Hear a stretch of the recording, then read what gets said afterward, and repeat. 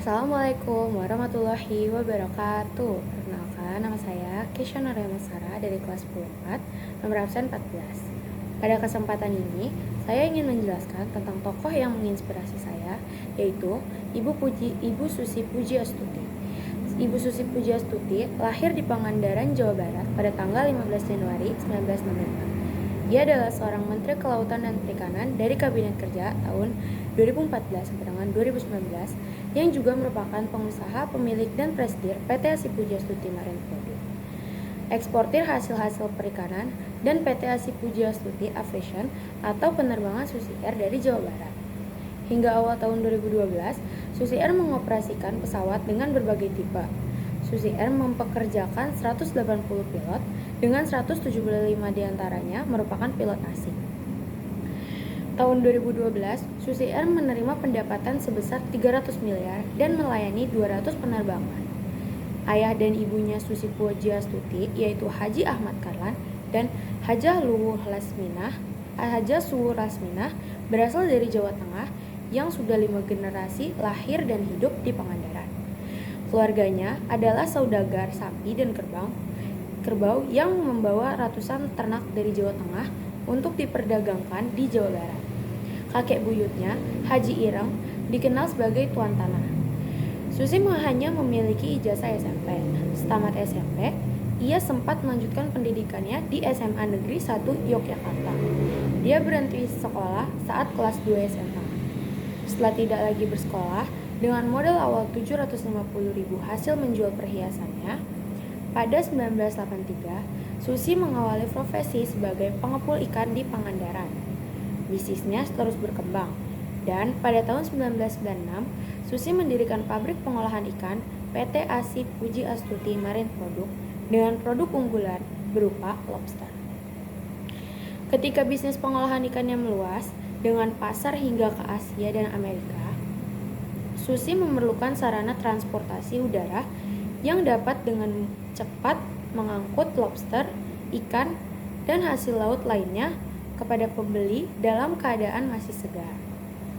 Pada 2004, Susi memutuskan membeli sebuah Cessna Caravan seharga 20 miliar menggunakan pinjaman bank.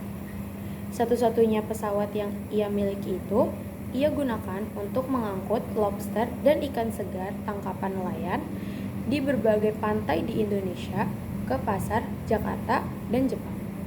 Nah, 2 hari setelah gempa tektonik dan tsunami Aceh melanda Aceh dan pantai barat, Cessna Susi inilah adalah pesawat pertama yang berhasil mencapai lokasi bencana untuk mendistribusikan bantuan kepada para korban yang berada di daerah terisolasi. Peristiwa itulah yang mengubah arah bisnis Susi. Di saat bisnis perikanannya mulai merosot, Susi menyewakan pesawatnya yang semula digunakan untuk mengangkut hasil laut untuk misi kemanusiaan. Selama 3 tahun berjalan, maka perusahaan penerbangannya ini semakin berkembang. Pada tahun 2008, ia mengembangkan bisnis aviasinya dengan membuka sekolah pilot, yaitu Susi Flying School melalui PT Asi Pujiastuti Flying School.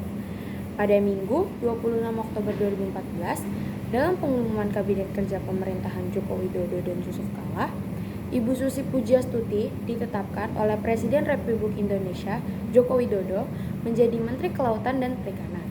Sebelum dilantik, Susi melepas semua posisinya di perusahaan penerbangan Susi Air dan beberapa posisi lainnya, termasuk Presiden Direktur PT Asi Pujiastuti yang bergerak di bidang perikanan, serta PT Asi Pujiastuti Aviation yang bergerak di bidang penerbangan.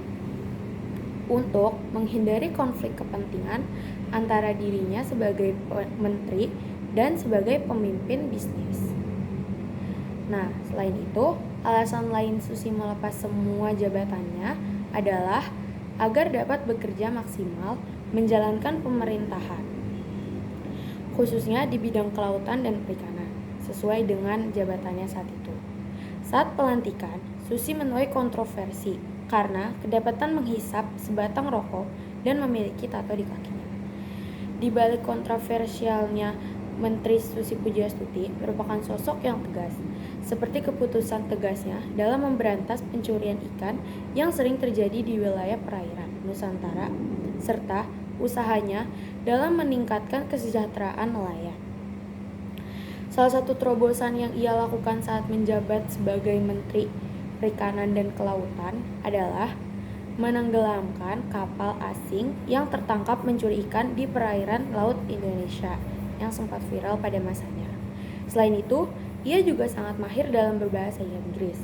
Atas tindakannya ini, saat menjabat sebagai menteri, ia tidak ragu tampil dengan tato, merokok, atau mengenakan sandal jepit saat bekerja.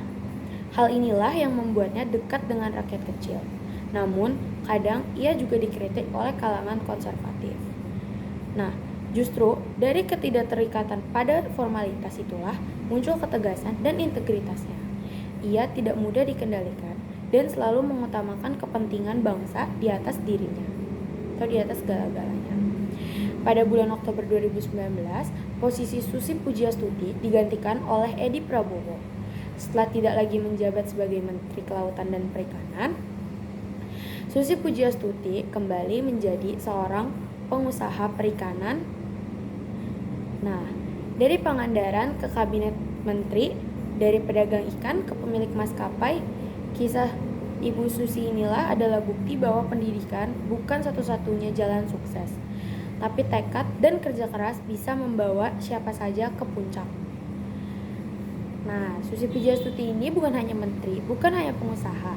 Ia adalah simbol bahwa keberanian, kejujuran, dan kerja keras bisa membawa perubahan besar.